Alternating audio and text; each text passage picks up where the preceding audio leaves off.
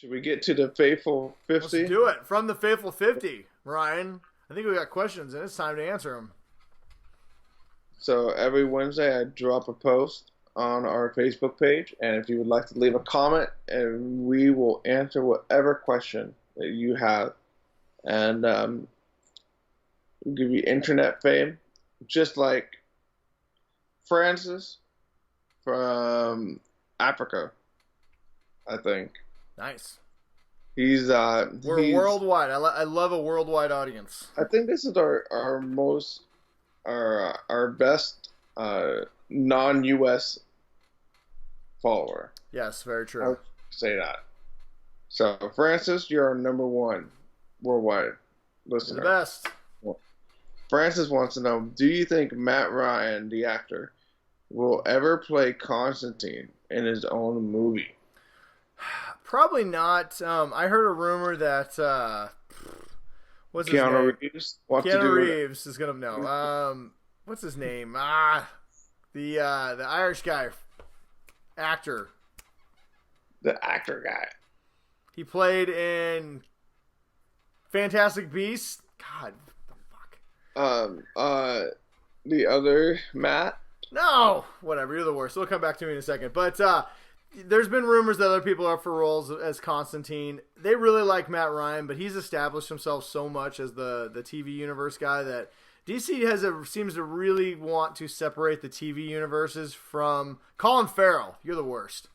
Yeah, So apparently Colin Farrell is reportedly up for Constantine in a live action movie. I think DC for their movies likes to get big known stars. But Matt Ryan's been great as Constantine. I love him as Constantine. I would love to see him in a movie. But something tells me they're going to keep using him for the TV universe. And whenever they make a live action Constantine character again, they'll probably use somebody who's already been established. Or maybe, fingers crossed, we'll get a Keanu Reeves Constantine too.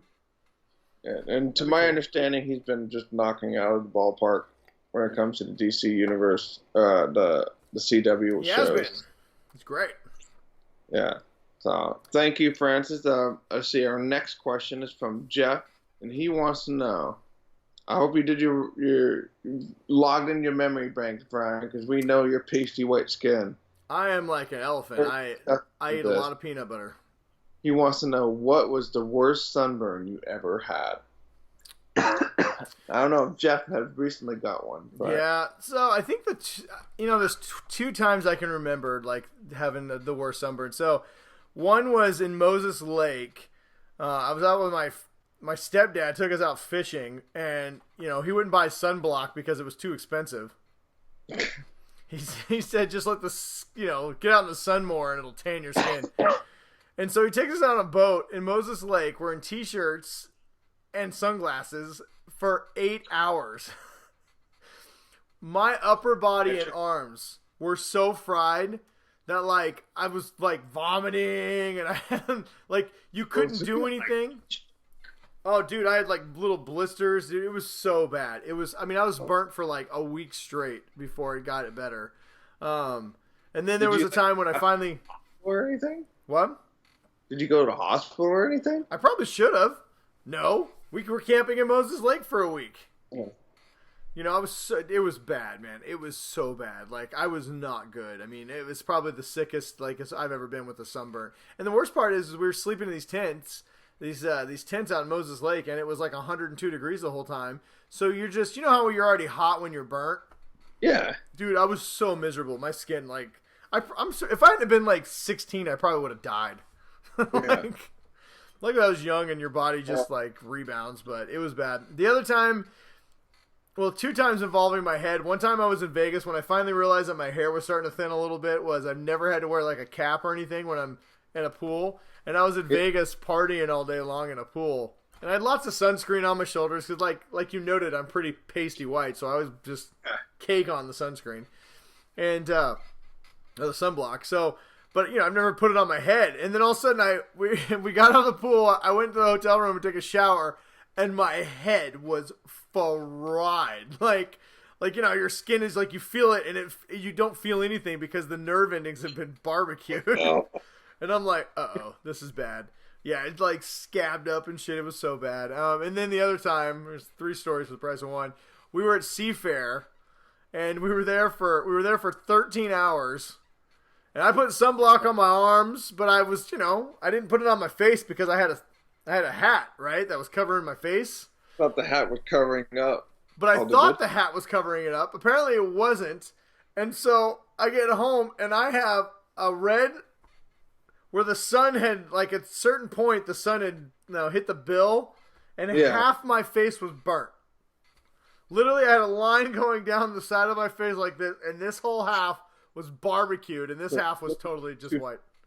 Dude, you look like a weird Two-Face cosplay kind of. Dude, it was so bad. I was like, what is this? No, dude, I don't mess around. With this pasty white complexion, I do not mess around with the sun. I put on SPSF 1000.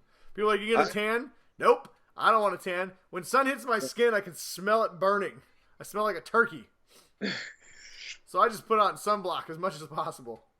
I've always put on ample amounts of sunblock, but there was the one time where I forgot to do it, and it was my chest and my back and shoulders were just completely red, and then it was like my skin was like peeling off, like eventually, like I was peeling off like big, huge, giant.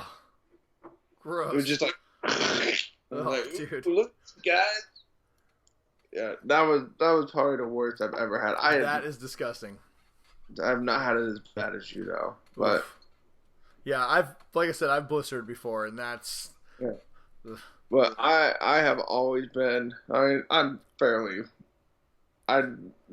We even with our kids, we just go like, here you go. Just goober them up. But, man, she's like, we put like SPF 1000 on her and she still gets tan. So yeah, my 2 daughters are like that, man.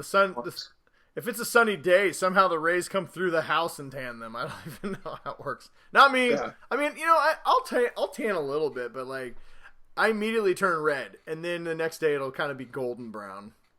Yeah, and then you just hang out inside. Honestly, I just don't even care. I ain't fucking with the sun, man. The sun is just like a ball of cancer trying to just penetrate your skin. So I love going tropical places, but I just lather it on.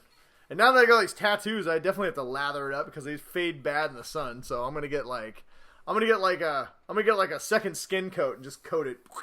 Yeah, like I have family members that are like, they put on like oils and stuff like that. Oh, like, God. Why? They're do you want up. Skin cancer and die? It's like they're speeding up the tumors, man. No, don't do it. But thank you, Jeff. And Jeff, let us know if you have had a really bad sunburn. I have a feeling that there is a good story behind this question. Yes, and I'm sure there is. Want Jeff. Definitely.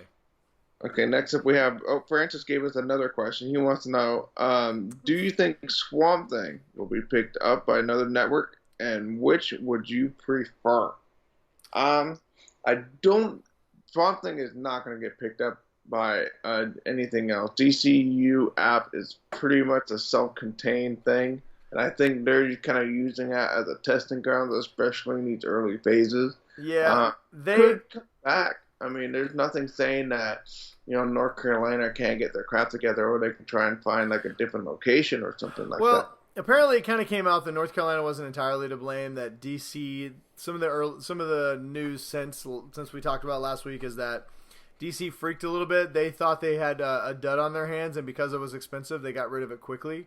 But they didn't expect people to like it as much as they do. So, I mean, there's always a chance it comes back once Warner Brothers kind of sorts out their platform for streaming and what they're going to do.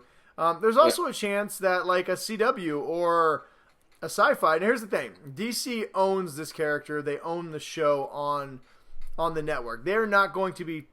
They canceled their own thing, so they're not going to be shopping into other networks. That being said, if CW comes to them and says, "Hey, listen, we're willing to split the cost with you to produce this because we think it has legs," that might be a different story. Yeah, but I can't see this on the CW though. No, listen. Current form. Well, I mean, the reason I say CW is because you could bring the aforementioned Matt Ryan over and you could do Constantine. Constantine and Swamp Thing have worked together for a long time in the Justice League Dark. So, I mean, there are ways you could see this character again. Unfortunately, Francis, I don't think we're going to see this iteration of Swamp Thing again. I think we're going to get the 10 episodes. Hopefully we'll enjoy them, and hopefully we get some kind of a conclusion, and that'll be that.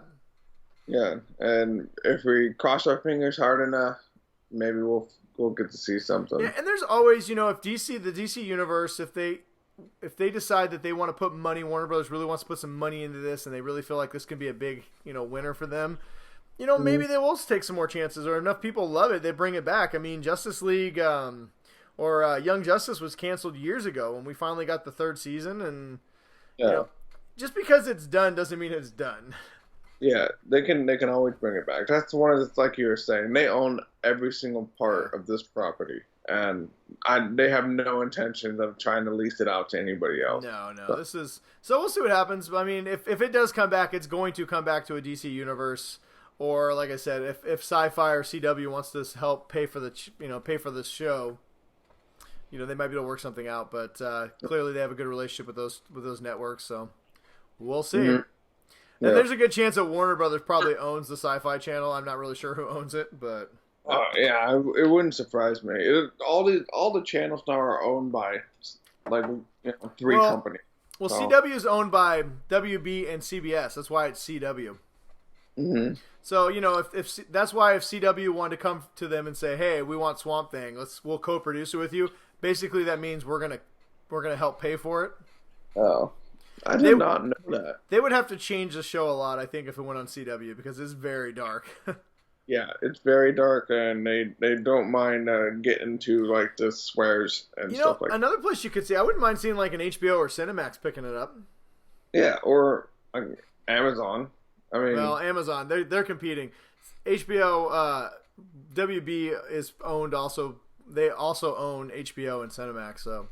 Oh, that's right. That could be a place they could put it, but we'll see. I mean, never say never. But if I had to rate this, if I had to give it a 1 out of 10 chance of Swamp Thing's coming back, I'd say probably 2. At this point. I think once all the media companies are owned by Disney. Yeah, maybe then. And maybe then. Yeah, I mean, we're at the point now we're going to get, we're going to have 3 people that own everything. So we'll see. We'll see what happens. Right now, we're not going to get back in the media future, though. But maybe after episode 10, everybody loves the whole thing, and then they start screaming for it. Anything's possible. So just keep watching it on DCU app, Francis, and tell your friends to watch it, and just try to log in as many views as you can. Yep, there you go. All right, well, thank you, Francis, for the question. Yep, and that's it. That's all we got for the 50-50.